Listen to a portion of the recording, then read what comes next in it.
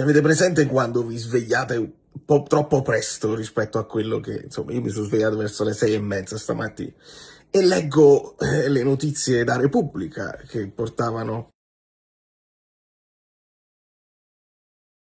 forse 10 giorni, sono solo affaticamento, mi riaddormento e mi sveglio con 3 mesi di stop. Quindi non ritorna, anche sa, per andare in Coppa d'Africa, ma salta anche la Coppa d'Africa. E quindi così. Guagliù, a preghiera. Improvvisamente dobbiamo ritornare alla preghiera perché Elmas in panchina, questa prima amichevole in panchina, magari speriamo che non è niente, che solo panchina perché panchina, e gli altri, altrimenti veramente non sappiamo con chi andare in campo.